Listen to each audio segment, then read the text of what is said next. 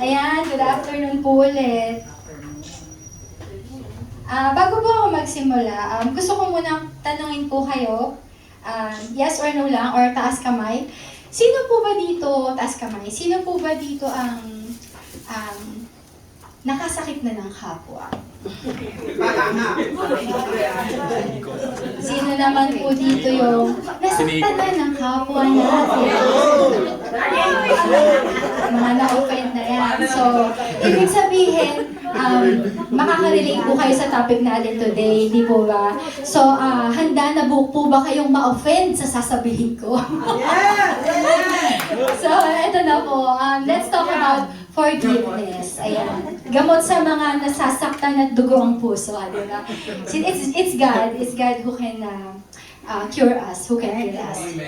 So, ayun nga po, let's talk about forgiveness. Kaya po ba natin talaga magpatawad? Yes, amen. Tayo po ba ay willing na magbigay ng kapatawaran sa mga taong nasa nakasakit sa atin? At willing din po ba tayo manghingi ng tawad sa mga taong nasaktan po natin?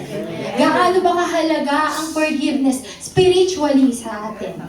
Hindi po ba? Hallelujah. So, ang key verse po natin ay Matthew 6:14. Basahin po natin sabay-sabay.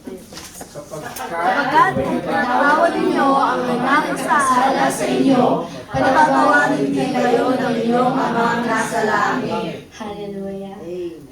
So, tandaan po natin yung sagot natin dito sa unang tanong ko, ha? Kapag po ba tayo nananalangin bago matulog sa gabi, nangihingi po ba tayo ng kapatawaran sa Panginoon sa mga kasalanan natin?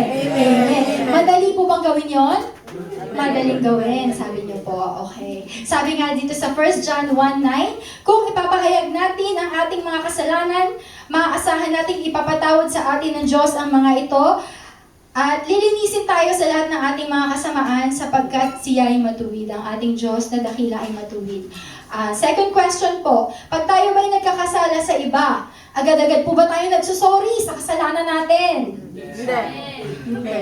So, minsan-minsan. So, medyo madali, medyo hindi madali. So, hindi tayo ganun kadali nagsusorry. Nakakatuwa kasi honest sila. Honest po kayong lahat. So, Sister Erling, hindi daw muna. So, ito po, tingnan po natin kung ano ba sinasabi ng Panginoon tungkol po dyan sa paghingi natin ng kapatawaran sa nagkakasala sa atin. Ay, sa nagagawa natin ng kasalanan.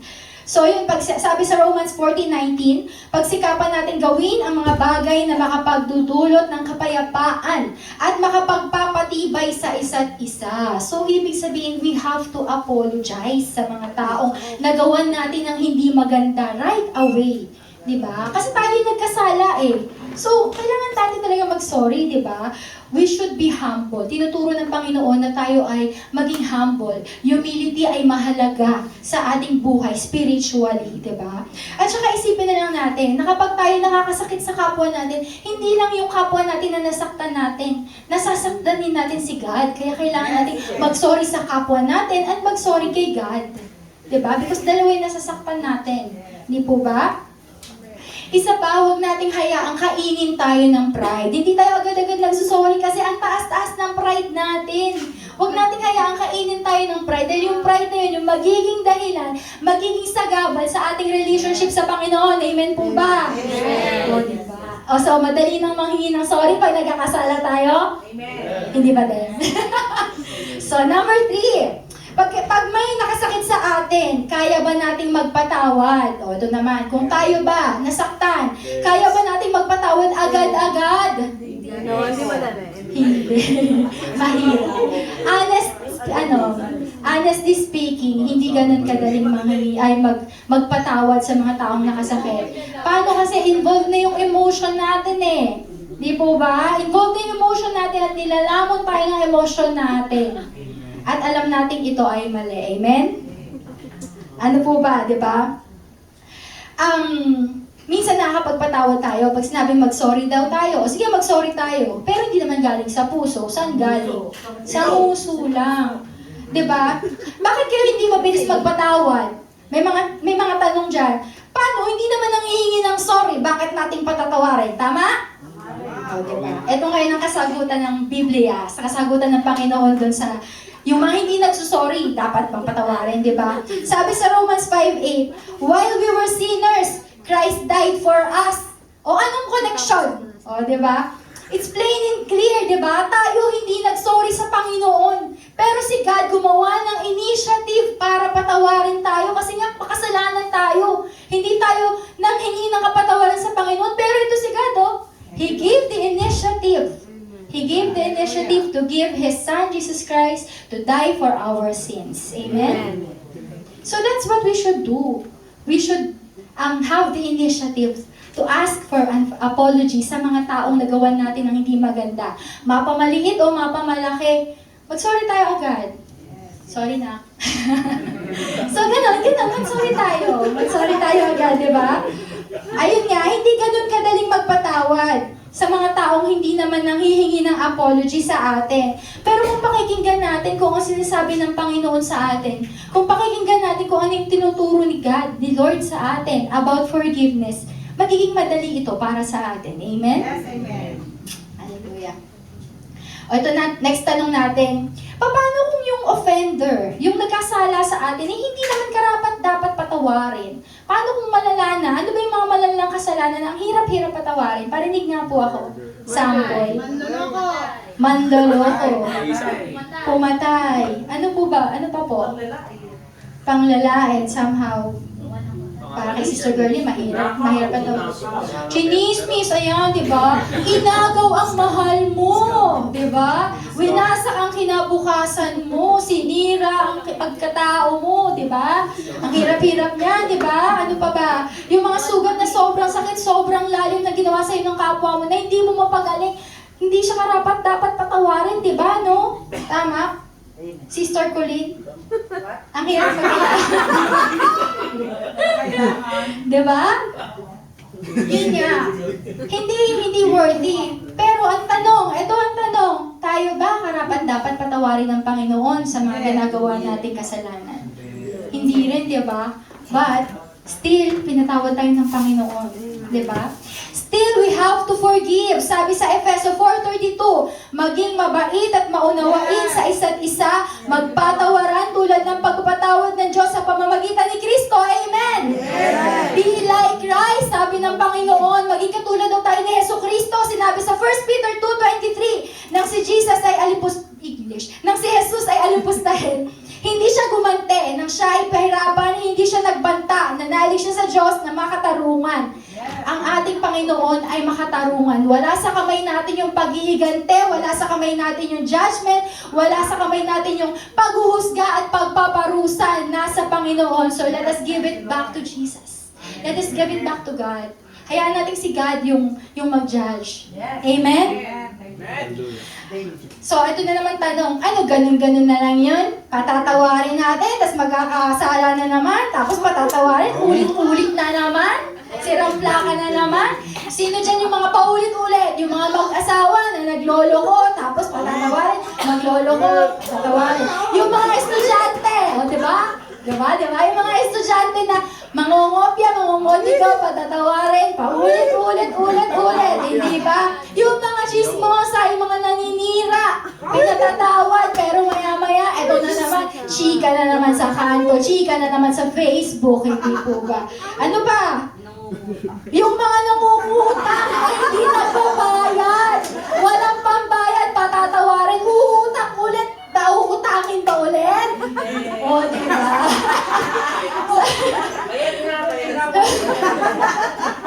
So, ang tigas ng ulo niyo. Napautang ulit. So, yun nga. Ano ba sinasabi ng Bible? Ilang beses ba tayo magpapatawad sa mga nagkakasala sa atin? Diba si Jesus offered unconditional forgiveness. At ito ay pinatunayan niya ng paulit-ulit. At sinabi niya to sa Matthew 18:22 that we should forgive 7 times, 77 times. Kaya niyo ba yon? Amen. Kakayanin! Amen? Yes, with the power of the Holy Spirit. Kaya natin at kakayanin natin. Pero huwag tayong mako-confuse. Ano ba yung confusion? Yung iba kasi, pag sinabi pinatawad, ibig sabihin, kalimutan na. So parang ginagawa ninyong defense mechanism nyo din yun na, ayun, patatawarin ko yan, tapos ito na naman, hindi, yaman na siya. Nagiging excuse natin yun eh. Nagiging dahilan natin yun eh, yung paulit-ulit na yan. Pero huwag tayo ma-confuse kasi iba ang pagpapatawad, forgiveness sa ano ba to? Sandali, nakalimutan ko sinabi ko. Ayun, di ba yung forgive and forget?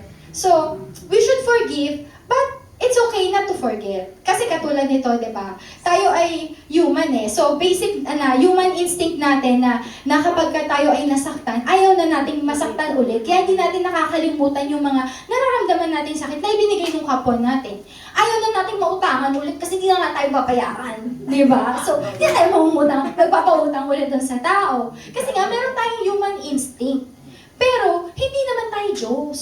Diba? Sinasabi sa Bible na si God lang yung may capability na mag-forget sa mga kasalanan natin. Sinabi sa Isaiah 43:25, "Ako ang Diyos na nagpapatawad sa inyong mga kasalanan.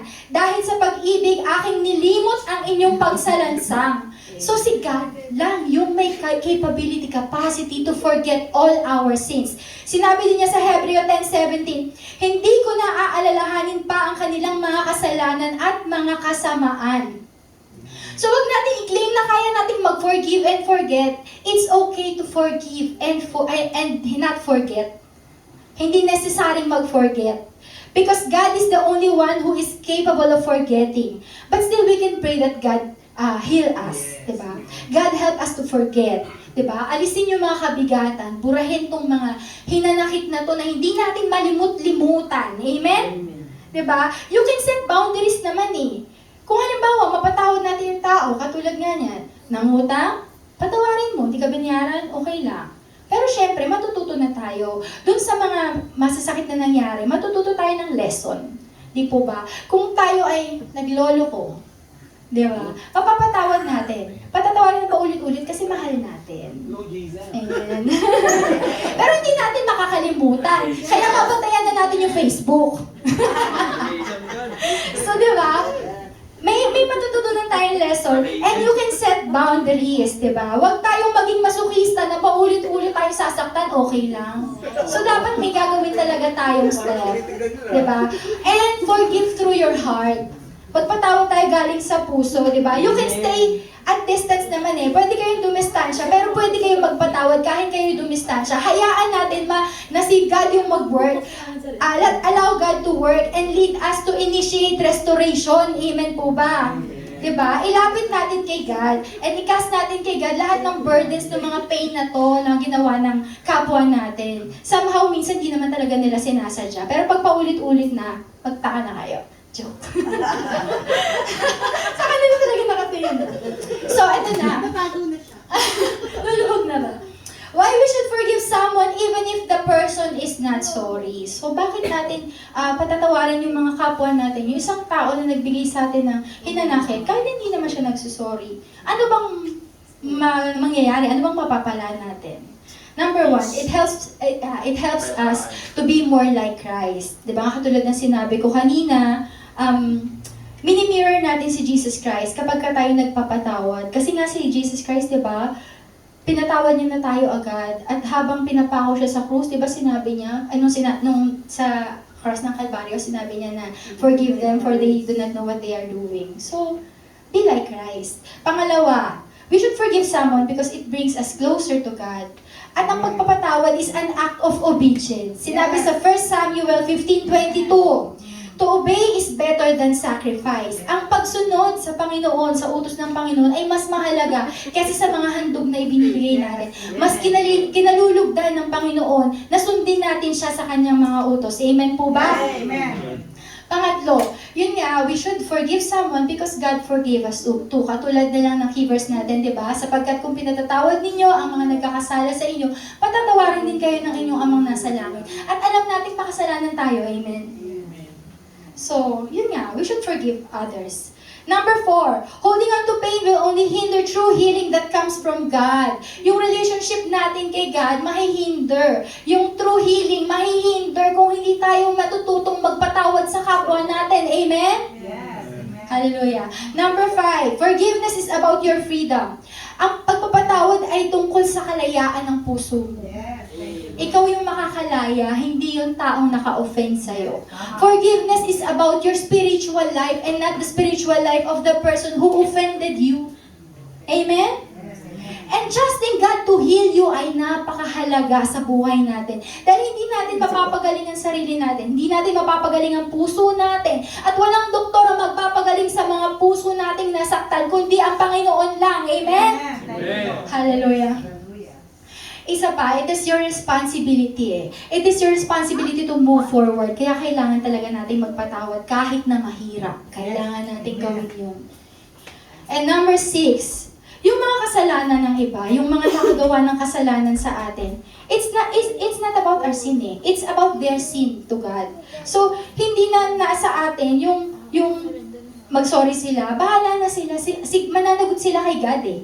Kung nagkasala sila, pananagutan nila yon. Pero ikaw, responsibility mo as a child of God na sumunod ka sa Panginoon. Lagi mong iisipin, 'di ba, na kung ano ka sa Panginoon. Kung sino ka para sa Panginoon. Sino nga ba tayo para sa Panginoon?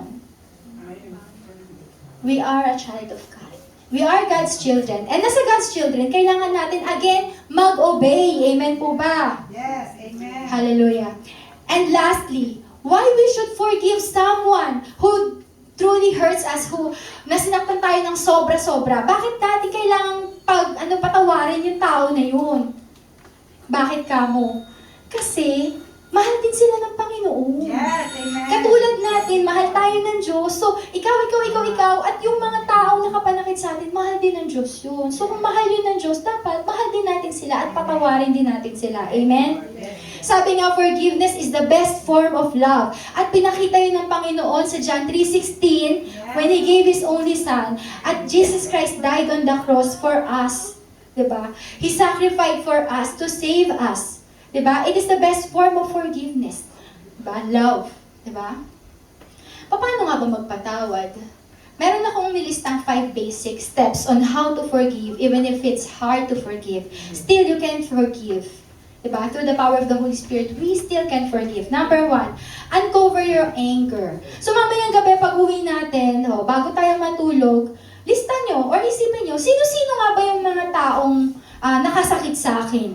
Sino-sino nga ba yung mga taong yung mga kaluma-lumaan tao na pwedeng nakalimutan yun, na tapos kapag ka nakasalubong nyo, ay naku, yung tao yun, may utang sa akin, nangyari sa akin. Di ba? Minsan, yung kala mo nakalimutan mo na, pero pag nakita mo yung tao at may encounter call, or nakita mo sa Facebook, sabi, ano mukha yung tao niya, di ba? May mga ganon eh. Sino-sino ba yung mga ganon na, mga taong yon na nakasakit sa'yo? Lista mo.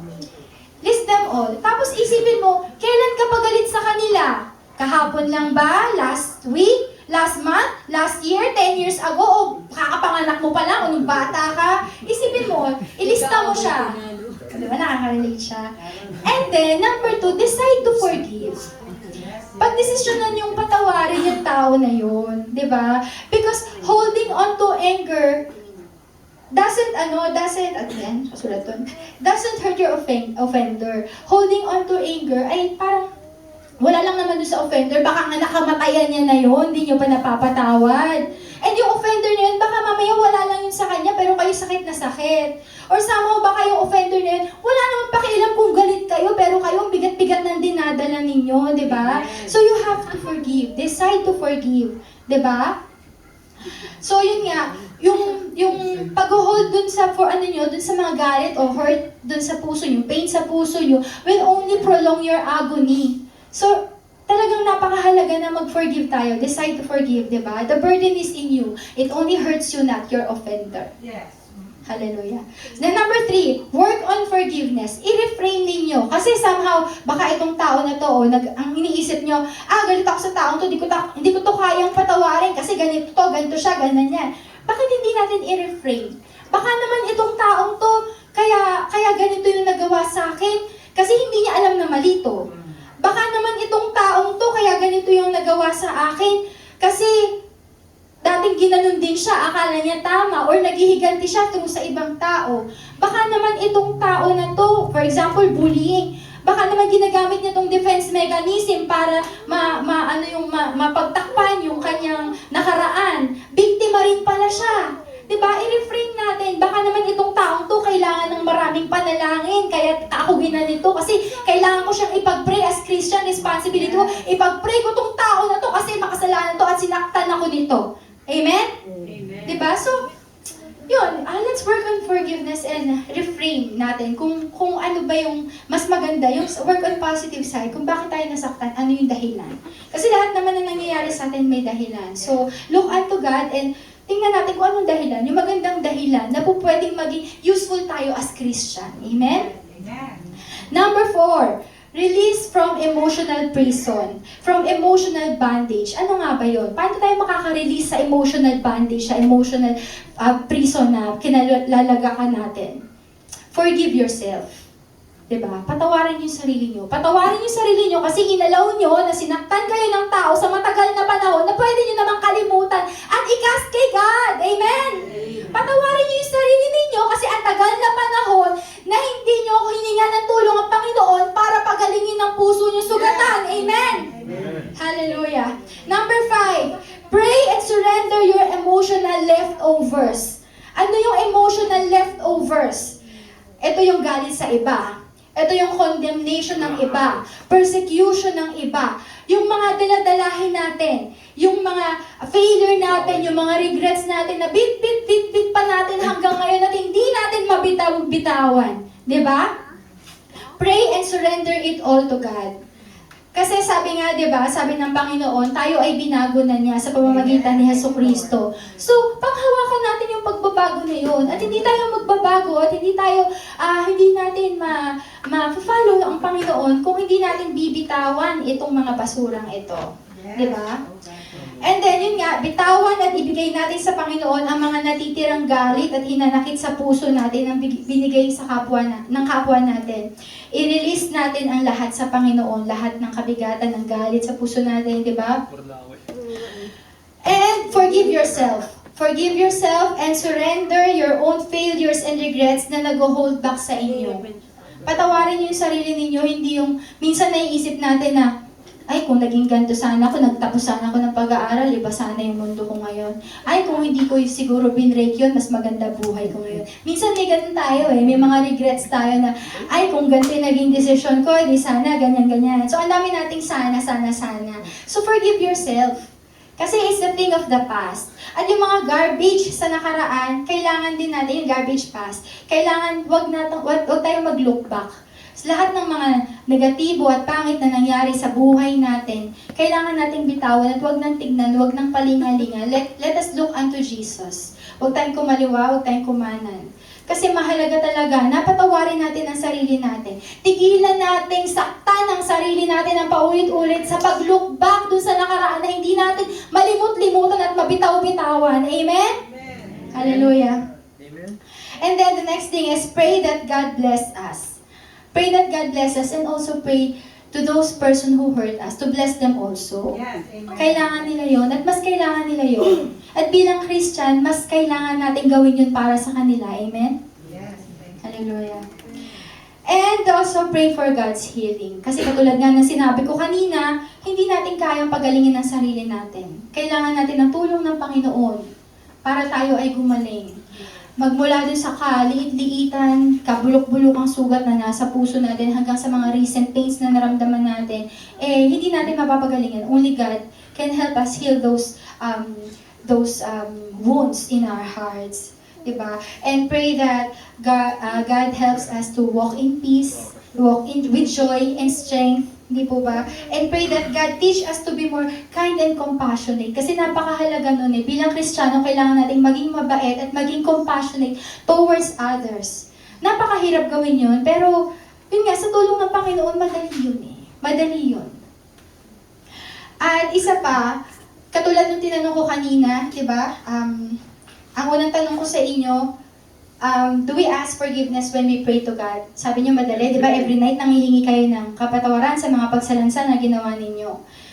Bago kayo humingi ng kapatawaran sa Panginoon, matutunan muna nating patawarin yung kapwa natin. Kasi di ba, nandun sa turo ni Jesus Christ na prayer, Our Father, Diba? Patawarin natin ang kapwa natin tulad ng pagpatawad ng Panginoon sa atin. So, bago tayo humingi ng kapatawaran, hindi madali yung number 1 na sinasabi yung madali, sorry God, kanina nakakupit ako ng 10 piso.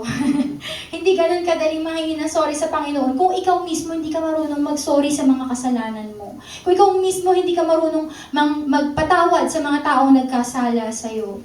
So, learn to forgive others first before you ask forgiveness to God. Amen? So yun naman po, naway may natutunan po tayo ngayong araw na to, at to God be all the glory. Hallelujah.